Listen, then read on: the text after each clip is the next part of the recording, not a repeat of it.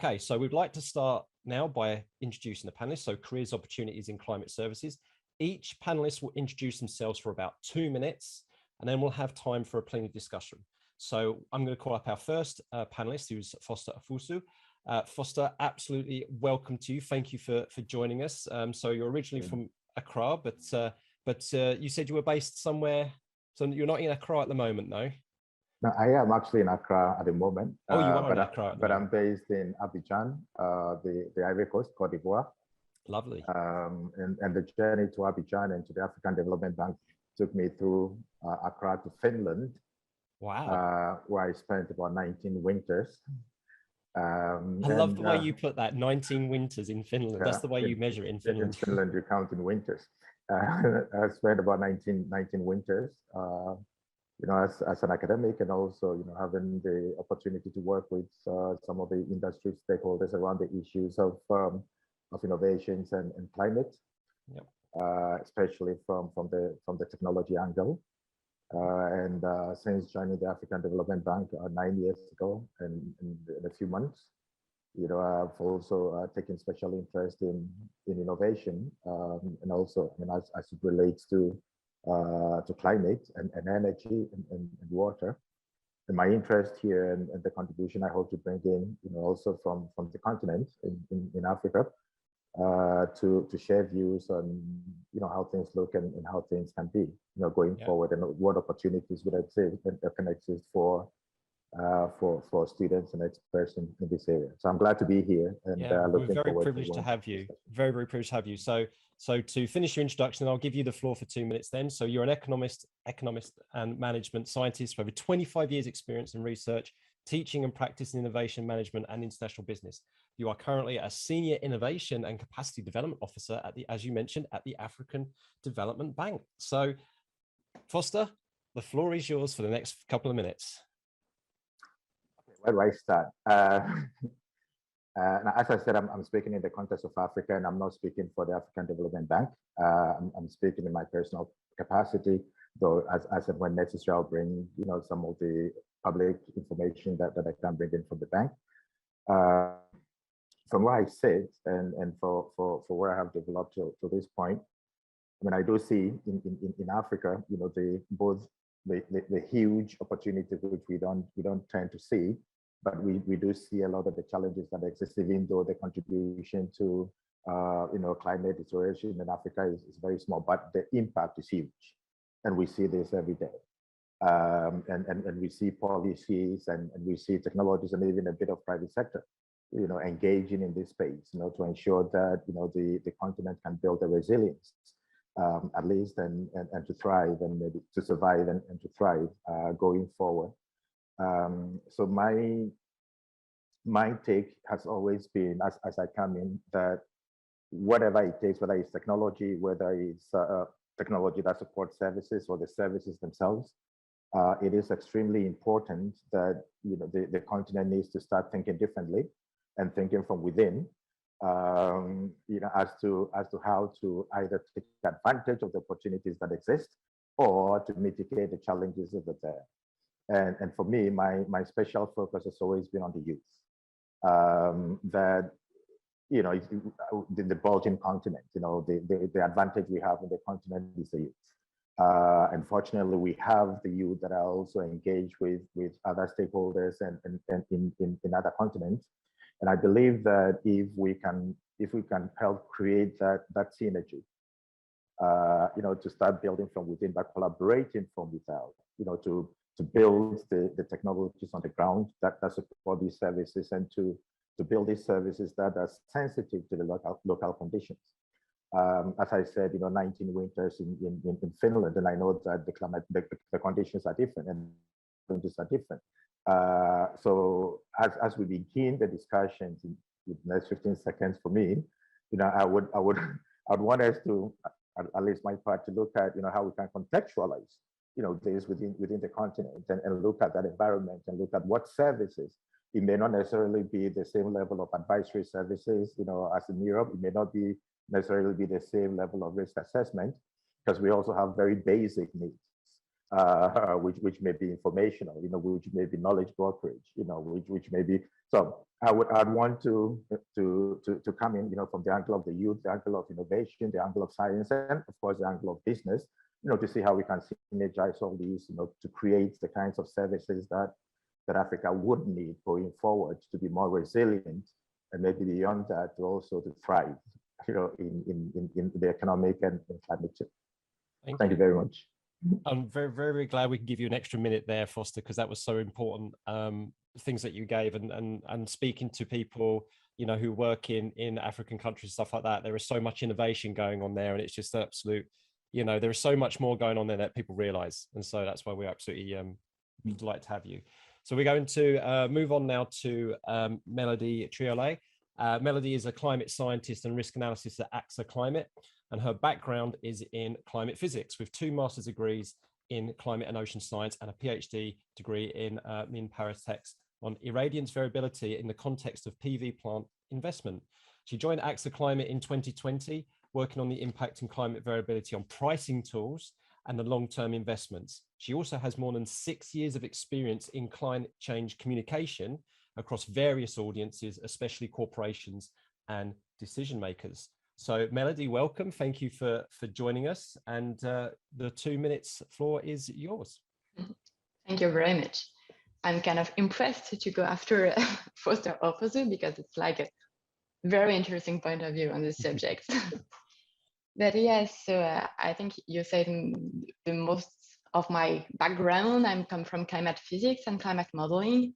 And I did my PhD about how we can use that climate modeling data for energy sector and for applied use.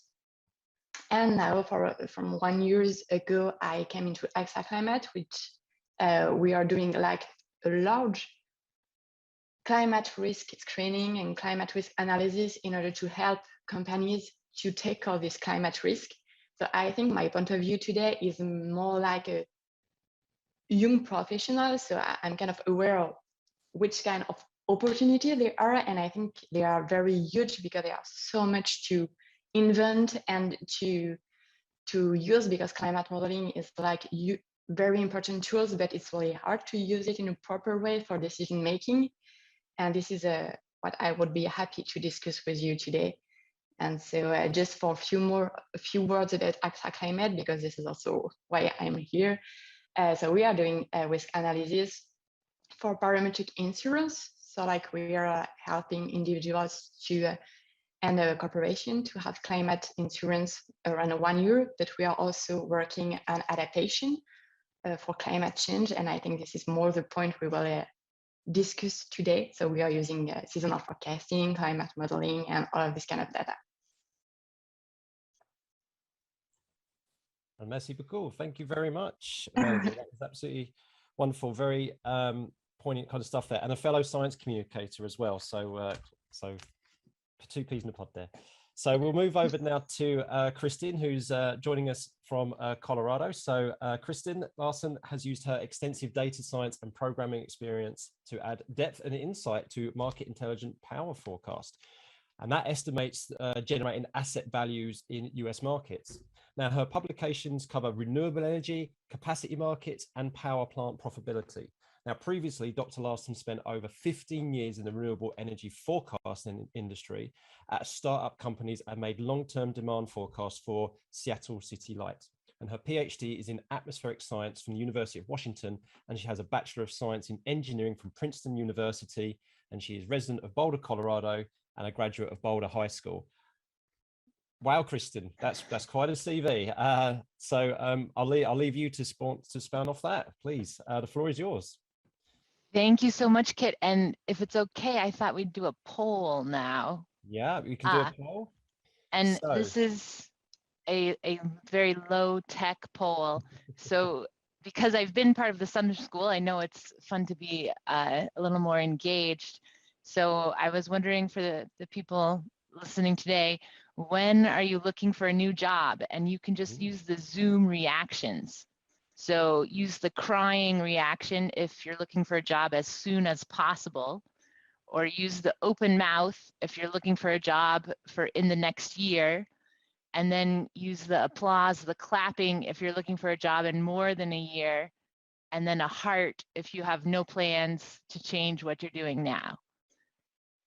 So, and hopefully maybe Stephanie can like scroll through and give us an idea of what people are saying. So you might have to keep putting your reaction up there. I would like to say, anybody watching on social media first, like YouTube, Facebook, don't use these as the reactions. We don't want any crying reactions to our video, but you can definitely put them in the comments with context, or just write a little bit of text, you know, rather than, yeah, so people know the context.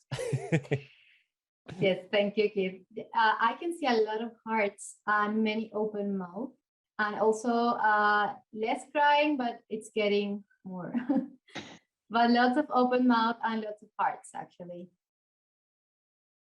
Okay. I also have a clapping hand that is like a, I don't know, super happy. So more open mouth now. So more people in the next year. Great. Yeah. More hearts coming. Yeah, right. Lots of more hearts. Kristin, do you think you can give your spiel in about a minute? Yes. Just like my resume said, I thought I would just focus on what I did with the climate services and all these jobs. And now at S&P Global, I publish the wind index every 3 months, and it's the percentage high or low of the 100-meter wind speeds from the climate data score from ERA 5 for renewable energy forecasting, mostly wind energy, and then moving to more solar energy. And that was for the next day or the next 7 days for that sort of the climate service. And I was the long-term load forecaster at Seattle City Light. So like Alberto knows, they sort of normalized the energy load for normal weather, but with climate change, this normal weather is changing. And they also, Seattle City Light did a study with the local university, the University of Washington, because they had a lot of hydrology and hydropower and how that was going to change with climate change. So those are like 3 climate services that I've worked on in my career. And I'm going to paste my my LinkedIn profile into the chat. So if you want to ask me a question about any other part of my... Well, we might have lost Kristin there, but we'll take the opportunity. So there's the LinkedIn in the chat there. What we'll do, we'll move over to Faten now. So thank you, Kristin. So Dr. Faten Atig Bahir is a postdoc at the University of Carthage, Tunisia Polytechnic School. She's also an Alexander von Humboldt Fellow for the International Climate Projection Program hosted at the University of Rostock, Germany. And Faten has rich experience in renewable energy technologies and implementation, energy system modeling, renewable energy project evaluation and financing options, climate finance, green transition with a focus on Africa. It goes on. Renewable energy, emerging markets, energy efficiency in industry and buildings, and scientific communication. Faten is serving on several continental committees, including the WMO and the WMO Research Board on Weather, Climate, Water and the Environment, Future Earth, and the Steering Committee of the FE Nexus. Take it away, Faten. Thank you very much, Keith, and thank you very much, everyone. So as just expressed in the introduction of Keith, I'm postdoctoral research at the University of Carthage, and also Alexander von Humboldt Fellow for the Climate Protection Program. And this could take you to my research interest, which is basically renewable energy and renewable energy implementation. I can talk about a couple of projects I have been working on. For my PhD, I worked in the implementation of one of the solar power plants in the context of Tunisia, and also for the postdoc research, I'm focusing on more the implementation of the wind farms, large-scale wind farms in the context of North Africa, and particularly in Tunisia. And there is a lot of parameters to consider and a lot of things to take into account, maybe if you'd like to make of projection of what could be this energy scenarios in the future, and here the role of the quality of climate or wind data for that.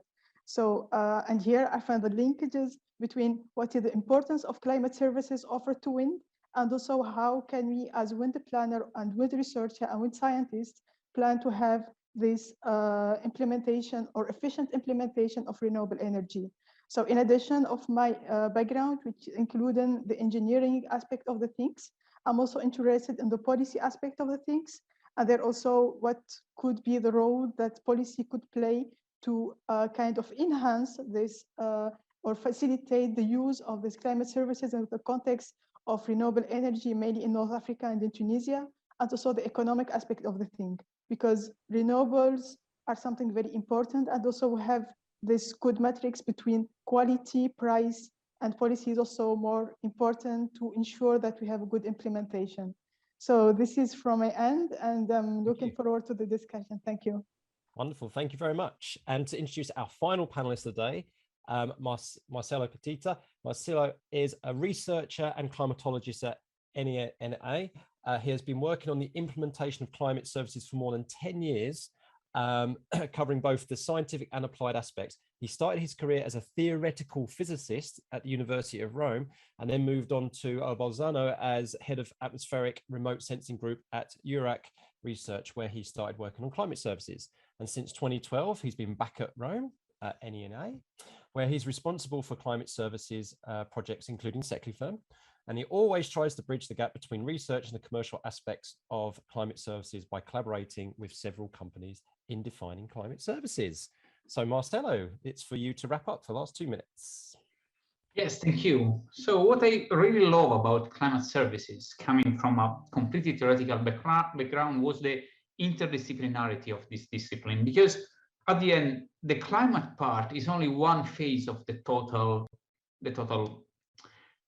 landscape, and it's even not the most important, probably. And so what I really love in my career is try to contaminate my knowledge also with other subjects like anthropology, psychology, social science, and climate services. Actually, it's something very similar. So you use climate information for providing something that has to be used in different sectors. And you know, when you have in front people that has to use your data for taking big decisions, that could be economical decision, could be political decision, but also social one, you have also to change your vocabulary. And this is very, very interesting. So try also to understand what is the risk perception that every people has, and also the people reaction when you present some results in terms of climate projection. It's very, very interesting. And I think that with climate services, we have the opportunity to mix our knowledge with other subjects that are very, very interesting and very, very important.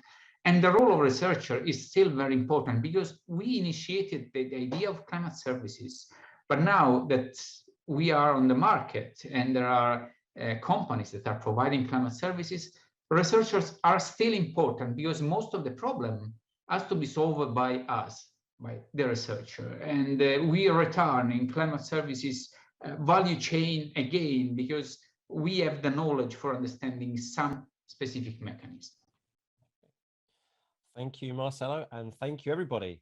So we're going to proceed now to the first round of questions. So I'm going to give 2 questions here, and Melody, Foster, Kristin, Fatin, and Marcelo, you know, you're very, very welcome to engage in a conversational style chat, and there will be some questions hopefully that will come up which I can kind of throw in and prompt from the people who are listening up. So the 2 questions are, everybody. So question number 1, how do you see the current landscape of career opportunities in climate services for energy, water, and related fields? So how do you see the current climate of career opportunities in climate services? And what are the key opportunities and challenges with these opportunities that come up? So over to you, and then just to see who would like to start us off there. I can go ahead if you want to. Please do. But please interrupt me, and I think it will be better if you can have a discussion than just me doing a statement and after another one. So don't hesitate to interrupt me. For me, I think right now what I've seen, it's like in the industrial part and private part, there are very huge demand for climate services. And with all the friends and professionals I'm talking with, we really need help to tackle this question of climate risk.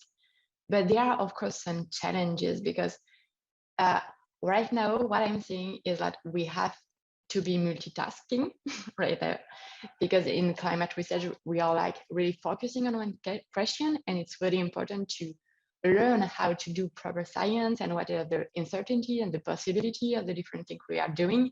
But in the private sector, we really have to think about climate change, world topics, and they are not so much interested in specialized approach of data. So I think it's kind of mixing the rigor we have acquired into our formation and all the experience we had, and the need to have an understanding of what's the systemic point of view of the question. So this is just one part of my answer, but if anyone want to react on this point, I don't know if you have the same feeling into your institution. Yes, I agree with Melody, sorry, on this regard. It's really something in which the research is only one part of the total effort that we have to bring on climate services, and especially when you start a discussion with the private sector and the industry, things are going to change. They expect something that usually as a researcher you can provide. And then you have to learn how to transform your knowledge in something that could partially fit the needs of the final receiver. And then you start to discuss again, change the vocabulary. It's really something, a process that could last a long time and could be even difficult. And so creating a common vocabulary, I think is the most important. Yeah. May I take the floor? Go for it. Okay, thank you. Maybe from my side, I will take you back to the final user, which is the renewable energy planner or the renewable energy users. And here I can say like this market is intensively developed market. And when we have a developed market, there is a lot of things around the market that people will gonna use them, and climate services for energy is one of those. So since this market is developing more and more and had huge growth in the last 2 decades. So this also means that the climate services for energy is also developing and will have a lot of interest everywhere. But I also can take you to another angle, which is the angle of science on how to develop this from science perspective and also as an academia and someone working at the university. And here where I can mention some of the challenges we are facing, because this is very important, but sometimes there is some gaps on what is available and what we are needing as a scientist to do our work, and also how can we access to this? And also sometimes even the gaps are in the simple facilities to use the tools that allow us to deal with some context, and also the gap, like in research, because not all university and all contexts have this a budget to allocate it to promote, this field, which is in some contexts, for example, for me, based in some African countries, it's something which is new, kind of new. So still needs some push and promotion, to kind of build this this bridge, and also to make it available for everyone. Like the importance is existing. It's something very important, something very useful. We need it because this is what we need for the future, for the development of renewables, for all to reach all the targets, but also how to get there. I feel like there is some issues and challenges, and also there we need to try to find opportunities to close those gaps. So yeah, this is what I wanted to say about this. I think Foster, you can, Foster, I think you might have some insights there. Yeah, if I may follow up for Faten, thank you very much, Faten. I think for me, and I whenever I get the opportunity in Africa, I say this, that scientists do what is possible.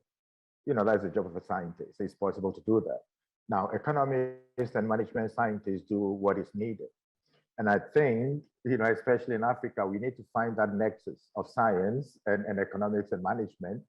And I think going forward, that is where that skill set and that career, is needed in Africa. And I also think that I've listened to the introductions about what, scientists are doing in Europe, and I think it's amazing, chasing the frontier of science, what is possible to do. But I think also that for Africa, we also need beyond what is possible to do, to look at what is needed for the continent, that the African scientists, should also, help solve the problems. And some of the problems are very basic. And even though there are challenges, there are also opportunities, the opportunity to develop the capacity, not just for individuals, but also the absorptive capacity of the continent to be able to generate this data and to be able to interpret and apply this data. There's a huge opportunity, and this may be for researchers, for scientists, or for economists for that matter. Now, what I see also as an opportunity going forward career-wise is the policy angle, in terms of, formulating the right policies that are contextualized in the continent, but of course, piggybacking on what is done elsewhere, to be able to formulate and implement, the right policies that support, the data, the knowledge, the products, the technologies that come out of climate services. And finally, I think I also see an opportunity for, and this is also great for Africa, the momentum for private sector is very high. So I see also an opportunity for private sector, not just in terms of finding a job in the private sector, but also in terms of entrepreneurship and innovation, to create the right, the right services that not only help to create further employment for others, but also to help improve, the external environment within these, climate conditions exist. So these are the three areas that I see the opportunity: the absorptive capacity, the policy formulation and implementation, and also, promoting and supporting private sector to create jobs and further opportunities to solve some of the problems in the continent, and also at the same time chase the frontier of science. Foster, one thing that came to my mind, I mean, some of my other work that I do for education is the whole decolonial process of education, of curriculums in particular. One thing that struck me as I was listening to you is when I was working at WEMC, for example, there was so many issues about standardization of data, people holding their data to themselves, not sharing it, intellectual property barriers and all this kind of stuff. And to me, it almost seemed like that was almost a product of the colonial system, that all of this kind of like intellectual property and like holding it to ourselves.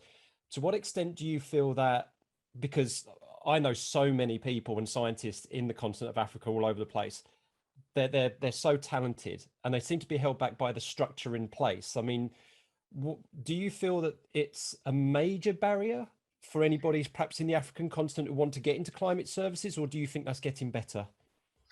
I think it's a major barrier, but I wouldn't describe it as part of the decolonization, quote unquote. Right. But I think it has roots in several factors, including funding for science and research, because usually the institution or the outfit that funds the research holds the data. Okay, and many of the research, by my observation, without statistically checking, are funded by non-African institutions, and because of that, the data may not, becoming available, but it's not the result of, sort of past, colonial institutional structures. But you're right, there's another point, which is, that, I mean, whilst we see improvement in the quality of data and the quality of research, and we see improvement in availability of research, there's also the element of relevance. Okay, and if funding is provided from elsewhere as part of a bigger project that's going on, there is always a danger, that the objectives of research and the output of research may not directly align, to what is needed on the ground. So yes, it is a challenge.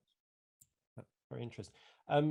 Kristin, I just want to see what your response is to what you've heard so far, or the two questions.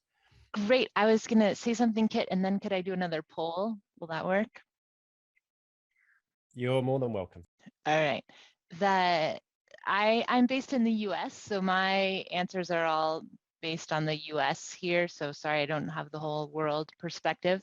But a couple of things I've noticed is in the utility sector. I was a long-term load forecaster there, and that is sort of a place where our climate services are needed on the seasonal scale for the next 3 months or the next year and a half, because however much electricity people use goes right to the profits of the utility. So if people use more electricity, the utility makes more profits.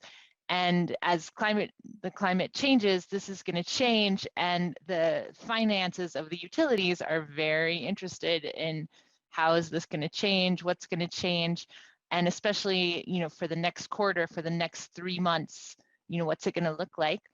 And then also on that same scale, the wind companies, the wind developers who own the wind projects, they are also really interested in that seasonal forecast because they have the same issue. I do research on, you know, what happened in the last quarter, but all those companies want to know next quarter, you know, how much wind is there going to be? So how much are their projects going to produce? And also in the solar, this is going to happen too. So there are meteorologist jobs at these wind developer companies that have to advise the financial side on, you know, what is the wind forecast for the next quarter. So there'll be more and more of those jobs in the US. So I wanted to say that. And then for the poll, I thought maybe we could get an idea from the students of what sector they'd like to work in. So the government, academia, a private company, or a non-governmental organization. So maybe we can use the reactions again. So do some clapping if you'd like to work in the government, including the WMO, or some crying if you want to work in academia and be a researcher. And then use the ta-da celebration reaction if you want to work for a private company, and then a heart if you want to work for a non-governmental organization, including like the WEMC. So, and then maybe Stephanie can give us a, yeah. Chris, I'm seeing 5 ta-das and lots of hearts also. And a few clapping and crying. I think the Zara, the private company, they are like the most used so far. Yes, that will be the one. I'm getting more hearts now. There's a couple of people saying, I don't mind. Like Laura's saying, you know, whatever comes my way, I guess. Let's spawn off that then. Perhaps we'll start with Kirsten and maybe anyone else in the panel then. If those of you have maybe worked across different, you know, sectors or groups, are there different ways of operating, or are they very similar really to their core? I mean, we mentioned about like intellectual property, for example, which is probably something with private companies, but yes, is there a fundamental difference between each of these entities? Sure, I can take that first, Kit, if you don't mind. And I've worked at private companies and at big private companies or startup companies, and then also in the city, in a utility, like a sort of more of a government. And as a worker, I think we need to think about, you know, the benefits and the sort of pace, and then also like the level of innovation. So I found much better benefits and a much better work-life balance at the bigger companies and at the government.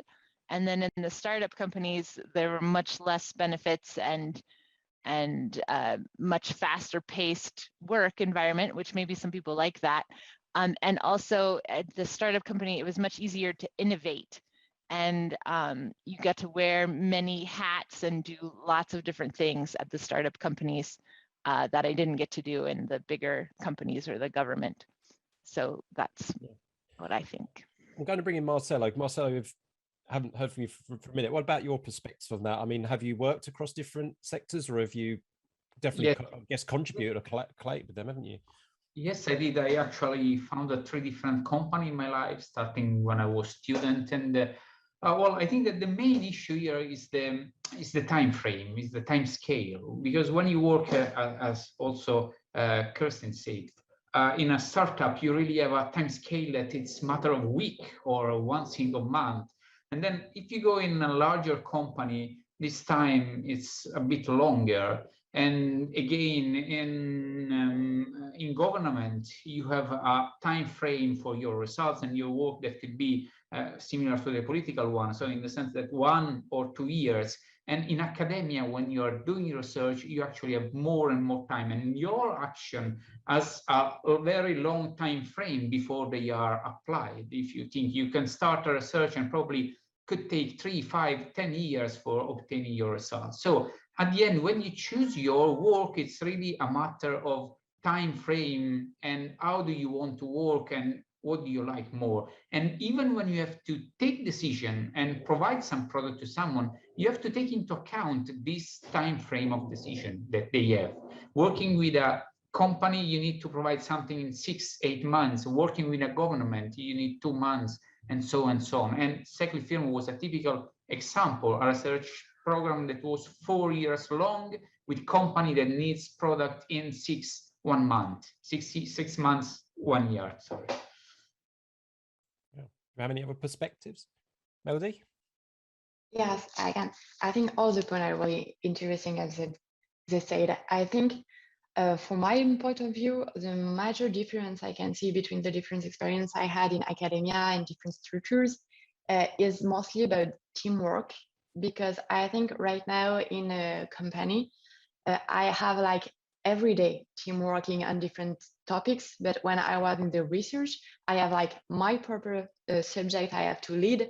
And sometimes we have interaction with amazing researcher and trying to have workshops, but it was not on the same day-to-day life works. But I think what I had the same in all the different corporations I had or university, it's like, I think it's kind of specialized about seasonal climate services is all the people have like the same motivation to ask, how can I be useful to people, to society, and how I can make a difference. And some of them choose to do this with science, some of them choose to do that with business, but it's like the same motivation, and this is really something I liked in the different organizations. And to conclude, I have to say in AXA Climate, we're like weird animal because we are in the big company because of AXA, but we are trying to work as a startup and we are funding research also. So we have these different timescales. And I'm not saying this is a perfect organization. I just saying that I think we have to think about how we can mix these different tasks and the different way of working, because we need to be creative as a startup, but we also need to have a long-term view because climate change is a very complex issue, but also to be very reactive because the data and what we know change like every week, and we have new information and new way of proceeding. So I think we can really try to be creative and mix a different approach and how we can work together. So we only have about 4 minutes before we move on, but for the last 4 minutes, I just want to, you've all been giving brilliant information there. So what would be your advice to anyone starting in a career in climate services? So Fatem, what would your advice be? And then everybody just come in and roll off Fatem there. And actually, maybe I can talk about from my perspective as a scientist, also academia. This is a very interesting field, and everything here is kind of new. So you will have, your creativity and your innovation to put all effort there, and then there is a lot of things to show and a lot of things to bring. But my advice for you, because research is always about collaborations, about partnerships, about openness. So there is always this networks of scientists, because I'm also part of the Young Earth System Scientists, which is a network of earth scientists from all over the world. So community of 2,000 young scientists from the world. So, like the room of exchanges, sometimes the collaborative papers, sometimes the exchange of all information, data, the progress that we do together. I think this is something very important, because like this, you are kind of open to all the progress, what is happening in the world. And also you find, that room where you can discuss this with someone maybe from different background, but with the same folks. And I think this could bring too much to your research and to your career. So for me, this is my advice for you if you would like to be a scientist and you pursue an academic, career in this. So yeah.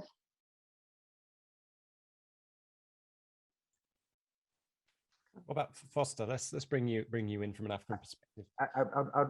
I'll push for, and I see that also in the outcome of the result. I'll push for the startups, entrepreneurship, and one can also be a scientist and be an entrepreneur at the same time, because especially in Africa, where there doesn't already exist that pool of private sector stakeholders who can create jobs. I think, and I see this a lot. Young people that I deal with every day, who are creating, projects and businesses and startups, around climate services. But the opportunities are huge and the support is there.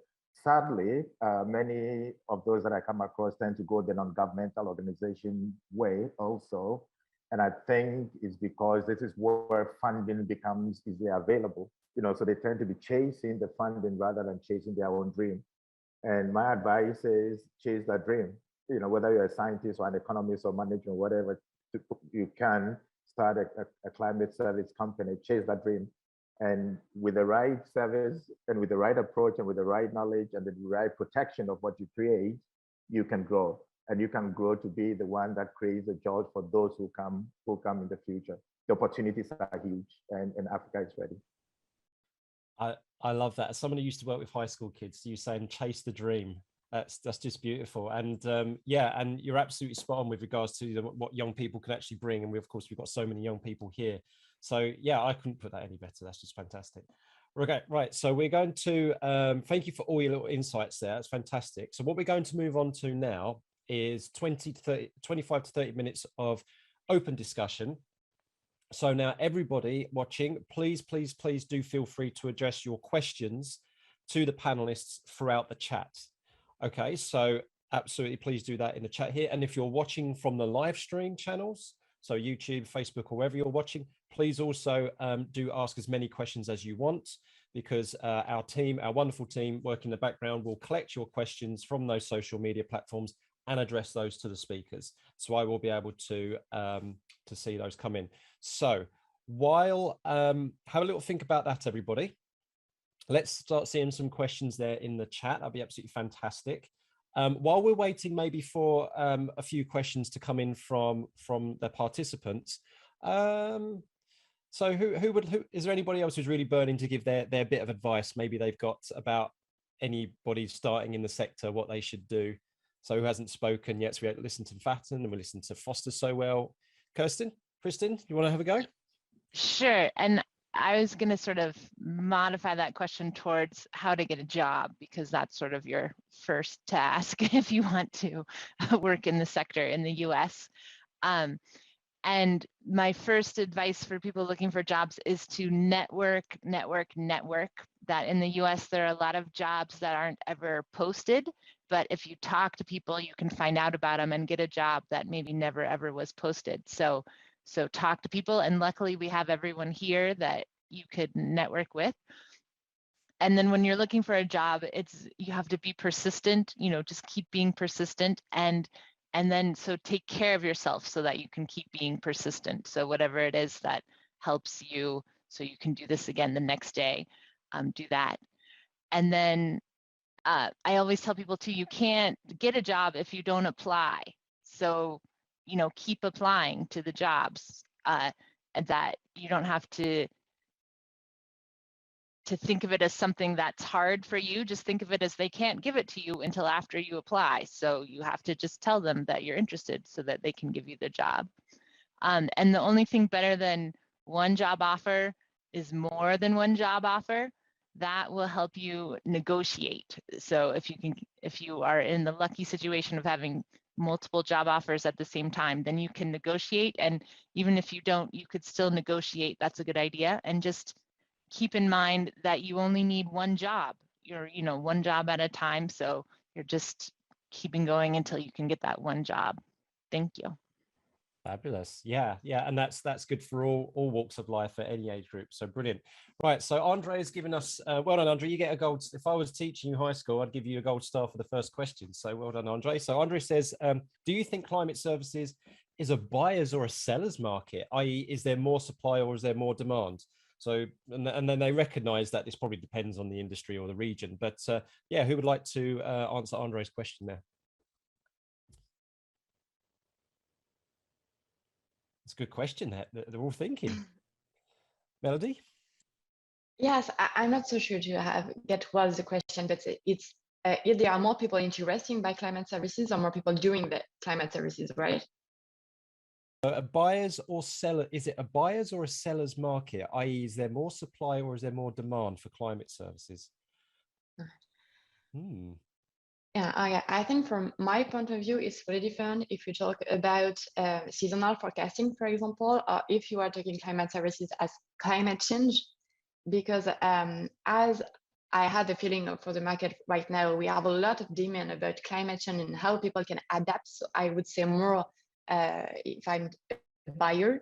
But for the question of seasonal forecasting, I have the feeling that it's more like internal stuff at this point. And the question people have is more into the company, how we can use the data in order to make better offer at the end. So at this point, it's more like a seller because we are using it internally, and I never see anyone at this point, any customers or university, coming to me and say, hey, I would like to have seasonal forecasting. But I think perhaps Alberto or Kristin will have different point of view on the seasonal forecasting topics because they are more special. I think from someone who works on the outside looking in, I totally agree with you. I think not very many people are aware of what climate services can actually offer. I mean, to get or how they can be applied. For example, there was a fantastic BBC Radio 4 skit yesterday with Professor Hannah Brock, and she deals with flooding, and she works in climate services, works on the bit, I can't remember what its name is, but the big European-wide flood projection thing. And that's all great. The science is great. The technology and the talent is there, but it still led to those terrible losses of life in Germany in that massive flood. It didn't translate to action. It didn't translate to application. So it's not because the climate services was not there. It's because they weren't being translated into an application, you know, boots on the ground, if you like. So I think that's just a real life example, Melody, I think of what you just said there. Thank you so much. Laura says, Laura's very interested in using machine learning for AI for forecasting and nowcasting. Has anyone got any experience on this and can give some advice? So Laura says she is currently studying to take the TensorFlow certificate and Google AI certifications. Oh, well done, Laura. And her background is theoretical physics. So would anybody like to give Laura some advice there about using machine learning for AI forecasting, nowcasting? Patton? Maybe, yeah, okay, thank you. Maybe I can take this one because, you know, like for the moment, machine learning is one of the most interesting topics that we are kind of developing, for example, in our community of the young Earth system scientists. And we have also some capacity development program and some learning groups on machine learning. So I think if you go and to see what would be the relevant, you know, like capacity development program on this, because, you know, when you attend some of this, for example, summer schools or learning groups or webinar, there is also an opportunity to network with people who are interested in the field. And, you know, sometimes this could take you, you know, for a broader perspective when you can find, you know, like more interest and more exchange. And also this maybe could help you to find, you know, your proper way and your proper, you know, job opportunities after that. So maybe this is my advice for you. I can post in the chat box some link to the link of our activity of machine learning, and we are very happy if you could join us, or we welcome everyone to join even the webinars and the open training that you put on our website. And Laura says that would be very, very amazing. That would be great. So thank you. Right, Dana, so we've got a question here. Does energy providers or private energy companies have a solid trust in science-based research outputs, including climate service? What a great question. This is reality that differs significantly from one country to another. What a great question, because of course it is an issue with climate and science outputs, isn't it? Is that level of, we know that the science is very robust, very unequivocal in a lot of cases, in terms of the IPCC program, and yet there's still this, something's not going right. And us who work in science communication know that all full well. So yeah, does anybody want to answer Dan's question about, is there solid trust between private companies, any providers in the science, or is it something that's a work in progress? Foster? I think trust works both ways. And my experience is that, you know, both the service providers and the scientists don't trust each other, you know, for different reasons. And I can speak, you know, from my experience in Africa and also a bit of Europe. You know, as I said, the scientists do what is possible. You know, they're engaged in chasing that, you know, the frontier of science. Oftentimes, industry, you know, doesn't really, either that industry doesn't need, because industry is based on need, so it's not so much based on trust. Industry doesn't need what is being researched or what the output is, or especially in Africa, is, you know, many of the industry actors, and this is also about science communication you just mentioned, many of the industry actors don't even understand the research output, you know, the way that it is communicated. So we have a situation where many think that, you know, scientists don't live in the real world. You know, we're facing the problem today, and industry's role is to solve the problems that are on the ground today. So I think it may not necessarily be just a trust issue, but there is a disjoint, you know, between science and industry. And if you ask a third helix, you know, and government as well. So going forward, I think there has to be better synergy, better communication, you know, that what is being done by scientists would also be equally needed by the private sector. Yeah, I was asked a wonderful question from a high school student doing something similar. And they said, is climate change, is climate science a political issue? And they were really getting to that crux of the situation about, well, the work that we do is not political. It gets brought into the political sphere, and then you've got to unfortunately play the system, play the game. So yeah, that's a very, very poignant point that you definitely bring up there, Foster. Does anyone else like to add to Foster there about the level of trust that they've experienced perhaps between private companies, energy companies, and the science? Well, I can share something we had in exactly this project in SECLI-FIRM when we work with Enel. And at the beginning, they are very interested in what we can provide. And we also found scientists inside Enel, but really try to explain what are the limits of our knowledge and our climate services for them was really hard at the beginning. But at the end, after 4 years of discussion, now really the scientific and the academy world is really a point of reference for them, for understanding the process. So it's something that you have to build. And I think that this is one of the most important of climate services, because working on climate services doesn't mean that you have only to master one subject. You can be only a very good climate scientist. This is not enough, because you have to master at least other aspects, like how to do business, how to co-design an experiment and a service, how to programming in Python or artificial intelligence tools, and how to interact with people. And when you start this job, probably you have to master 2 or 3 of these subjects. It's not enough mastering only one, climate, for example. And this is something that you have to learn day by day when you start to work on climate services. And climate science and climate change is something that you have to communicate not only with science, but also with political and social interactions. Absolutely. And I can actually demonstrate that to everybody right now in the palm of my hand. So about how there's all this need for interconnectivity, and actually demonstrate to you. So I don't know if this appears, because big shame, but my solar panels going into my house, and then it can be redirected into my electric car. Now you think of the amount of climate services needed to make that happen. You know, not only is it just a simple, straightforward, oh, it could be, you know, the seasonal forecast says there's going to be this amount of sunshine, perhaps, so that means this amount of energy could be produced. But what about that into the transport sector? You know, what about how that will affect mobility with the rise of electric cars? What about the fact that electric cars, you've got this new vehicle to grid system coming into play, where it could balance grid loads. So you've now got 4 or 5 different sectors where climate service is coming to play. And so Marcelo, that is an absolute fantastic point you made, that there's going to be, you're going to need to have this knowledge and understanding that goes into other sectors, not just the one that you specialize in. And I had the privilege of seeing that, you know, working for WEMC and SECLI-FIRM with all these wonderful people working together, and it's something I was very privileged to see. So with that in mind then, because you've all mentioned something on the lines of communication and working with each other. So a side question of that, while our participants are thinking of other questions, is so I'm asking this as a science communicator and maybe to other science communicators. To what extent has greater public exposure, you know, to the outputs of climate services help? You know, and has that brought challenges as well as it brought opportunities as well? So how have we been getting on with the climate, with the comms with all this stuff? So let's ask our science communicators here.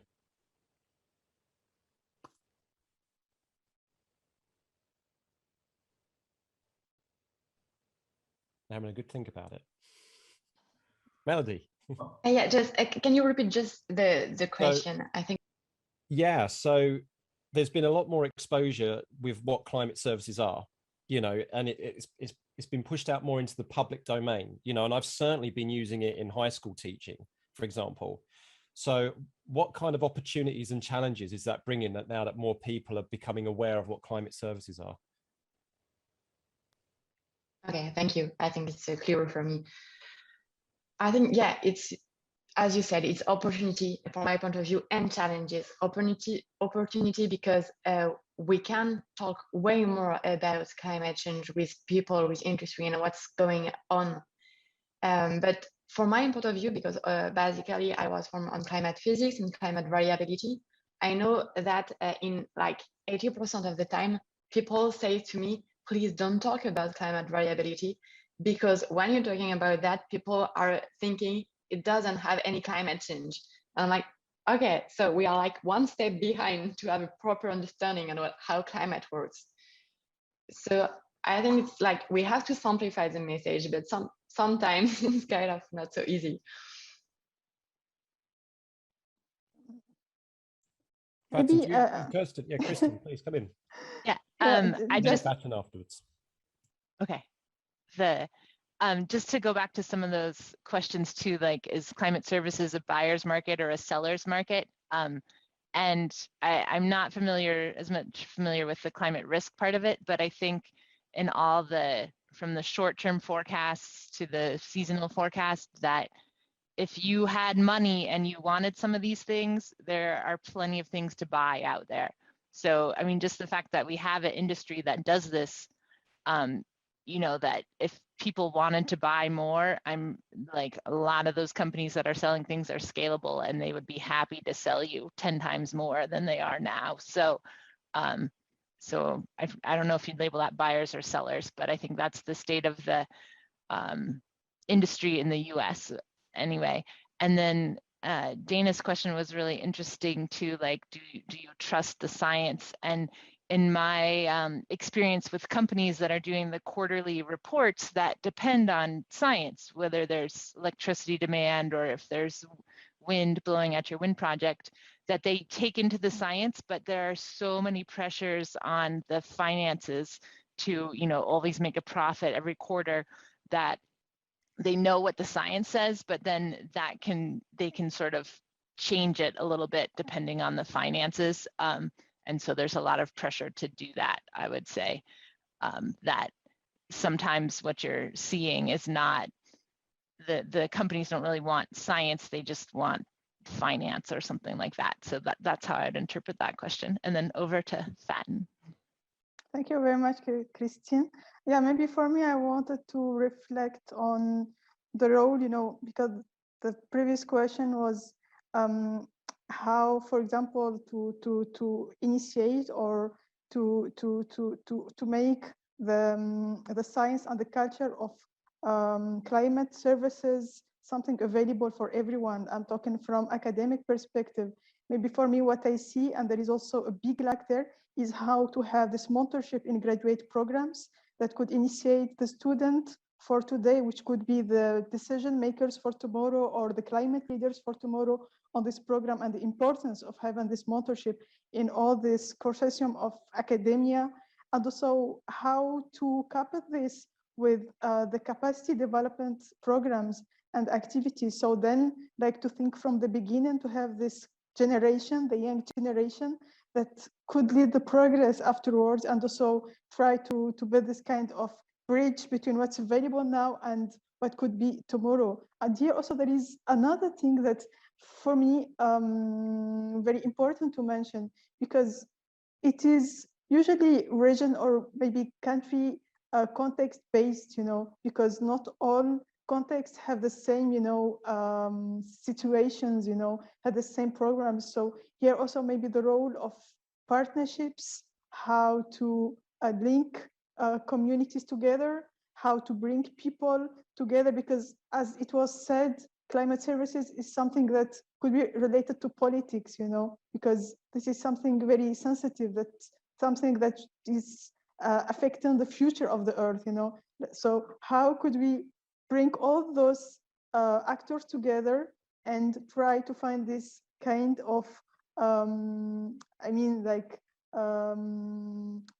roadmap that could include all parameters together in order to provide something that could bring solution for today, not for today, maybe for tomorrow, because today in some contexts we are still discovering this, we are still learning this, So yeah, this is from my end. Yeah. If I may, very quickly, if there is still time. Oh yes, Foster, go ahead. Yeah. I think this may not be a nice thing to say, but I think African scientists and African policymakers, for that matter, need to bring the relevance of science back to the equation. Talking about the trust issue and talking about the demand issue, because there are a lot of brilliant scientists, and we hear about what they do in other countries and in Africa as well, but mostly outside of Africa. There's a lot of work being done, but there's also the perception, that scientists are just doing things that, that they are interested in, or things that other people would pay for. Because we do all this work, but we still have about 0.5% of global patent application that come from Africa. But we still have the scientists. We have the scientists, but we still have about 0.5% of world intellectual property charges. I'm talking about 2007 to 2018 figures. So we still have these problems. We have about 1.5% of world total industrial applications, design. So all these are there, so there is a trust issue that on one hand, we have brilliant scientists that are collaborating with other brilliant scientists out of the continent, but the output doesn't show, on the ground. How is it helping solve these problems? And once that perception is there, it already creates that trust issue. And I'm not saying that it's a responsibility of scientists alone; they have a role to play. But I also understand that policymakers have a role to play as well. To support the scientists to make that work relevant, to solve problems that on the ground. And the private sector has a role to play as well, to put funding in to ensure that the research output, find relevance on the ground. And I would say that a really important kind of component to all of that is kind of the work that people like myself do, who take work that you do and try and communicate it and try and get it into even as far down as school curricula, because then you start to communicate that these things are taking place, and there's a lot of work going on to say, this is a product of Kenya, of Ghana, of the Ivory Coast, rather than always giving a Eurocentric kind of point of view. And then as those children enter the workplace or the sector, like a lot of you are going to, you then got that in your mind that actually we've got all this talent that need to be tapped into, and the local knowledge as well, which is so important. And I think that is pretty good. We got another question here from Rosalind. So thank you, Rosalind. Rosalind says, recognizing the number of ESGs, which is environmental social governance products that do not live up to their claims. So some people might call it greenwashing or something, but so what is the best way of convincing non-technical industry stakeholders that a climate service product is valid? This is a very good question. So and then the second part of that question, you can see this question in the chat, panelists. The second part of Rosalind's question is how much regulation certification is yet in place? I mean, I'm not aware of any at all, but perhaps you will know better than me. So just to recap that, recognizing a number of ECG products that do not live up to their claims, what is the best way of convincing non-technical industry stakeholders that a climate service product is valid? That's a great question. Who's going to take that one on? I could try to take it. And yeah, it's a good one. Well, we worked a lot on that, and as a scientist, we try to propose some products to someone else, but at the end, the only product that works is the one that solves the specific issue of the final client. And we learn exactly these things in SECLI-FIRM. So you don't have to provide something that you think that it's very good, but try to understand the single problem that your final user has and create a product around these needs. And this is the only way that climate services could work for that particular person or that particular market. And this is exactly what we learned from SECLI-FIRM. As a scientist, we try to propose a lot of different things that at the end has zero effect on the real results for a governmental or private company. Only when we listen them and we try to create a product around their needs, we finally provide a climate service working for them. And the other question regarding the regulation, well, there are some ISO certification regarding the climate adaptation that are quite new, 1.5 years ago came out, but I'm not aware of other kind of regulation or certification that are in place right now. Thank you, Marcel. Anybody want to come in that, Melody? Thank you. Now, I absolutely agree with Marcelo on the point to really go to talk with the people in order to buy the services. If I can add very on the ESG part, I think this is why that at this time we have a lot of different certification and none of them are very convincing at this point. But from my point of view, we cannot stop trying. And at the end, when someone will do a good ESG protocol, I have the feeling that the market will follow because they are real need. And I think all the corporations I know are trying to design their own ESG, coming with different other little ESG in order to try to limit greenwashing and have something more robust. So my point is, yes, it's not satisfying at this time, but it's just trying to make it better and better again, I think is the best way to achieve something great. Because if we theorize too much about that, we will just lose the actors who could be really interesting to take on board on this question. Thank you. Okay. So we have, so Rosin just says, great, thank you very much for that response. Okay, so we have a couple of other questions here while we're waiting for perhaps some more. So please don't be shy. Please put your questions in. As I say as a high school teacher, there's no such thing as a silly question. Only the one you never ask, right? Okay, so so the current situation of the labour market, folks, and skills space. So what is the current situation of it? I mean, do you feel that the education, I mean, I know that you might not be working directly with the education system, but do you think that from your point of view, the education system is nurturing the talent that we need for the future? Do you, I mean, we've got plenty of talented youngsters and people in think about careers change here. So obviously they're out there. So do you think that we are, you know, the education system in whatever country, whatever location you are, is producing, you know, what we need to take the climate service industry forward? This is such a good question. I think for my point of view, because it will be very different depending on the country you are in, I think, so I'm gonna talk about France. We are forming very huge people, especially, for example, on social science also, but the market at this point is not really ready to take into account social scientists and climate change. And I think that's a big problem we have right now. And one of the challenges I want to underline before is that we talk about bias in communication. We talk about how to do that. And I see a lot of amazing resume about people thinking a little bit out of the box with social science and more art science. I don't know if I can say that, but mathematics.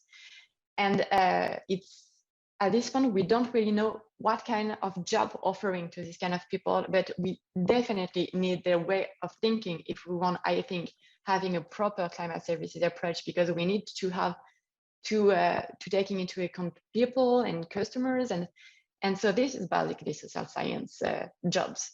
So I think if you are in this situation, you have to like think big, because it's clear that we have a need. It's clear that you are trained to be like the climate leader of tomorrow, as we have said.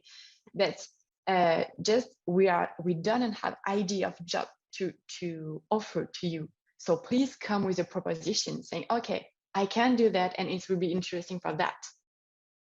Because sometimes I just amazing resume saying, okay, I would like to work with you. You seem amazing, but I don't have a place to fit you in right now. So please help me to do that. I think Fatin, was you going to come in as well and say something? Yeah, thank you. Yeah, for me, it is a very important topic to discuss, because when we talk about education, this is something that should be available for everyone. But unfortunately, there is a lot of gaps, and a lot of, contexts which are totally different. And, like the state of climate services, for example, in the US and in Europe, it's not the same in African countries, and how people understand this fact and link it to our needs of today, it's also very different. So here it comes the education, which is something very important. And also to ensure that we have this good education, also we need to ensure that we have the tools that we can reach out to people and also educate them about this fact, explain to them what is existent. And also, as Melody was just explaining, also ask them to propose what they can contribute to that, or what they see that they can give contribution, or how that this could be linked to the career of the future. So this is very important. And also I can also focus on the aspect on the importance of capacity development, maybe also how to link to the, the universities program and involve them, in some discussions in order to have, to have this. Because when I talk about this, I see the opportunities, which is really great, but also I see a lot of challenges and barriers, which is also very difficult, and also very, sometimes for me, very scary, because, the world is progressing very fast. Climate change is something which is given day after day, a lot of, like uncertainties, a lot of challenges for the world, and if we do not have all people prepared for that, people who could really give all contribution to fight this, then I'm afraid that we could be, waste time, and then we could not really face this in a proper way. So yeah, this is more or less. Right, so we're out of time now. But just to end on collecting what a lot of you have said, what I would strongly recommend to everybody listening, is outreach and communication is absolutely key. You think of the fantastic work such as, the one thing that comes to the top of my mind is Ed Hawkins' climate stripes, for example, how that has been able to bring in, through a very simple visual element to wider audience. So when you're thinking about, and WEMC's, if you might have come across it, WEMC's Teal tool, for example. So really do think about, with your climate services, not just the product for the contractor, for who you're, but how are you going to use that to communicate? And I would really consider that if some of you do love science communication, see how you can communicate the work that you do to young people, to schools. Really think about it, because as we've just heard, that is crucial, because this isn't a problem that's going to go away in 10, 20 years. This is going to continue on and on and on, and the next generation and the next generation. So do consider that. So thank you so much, everybody. That was so wonderful to hear you all with your wisdom and your advice, and thank you for the questions that came up.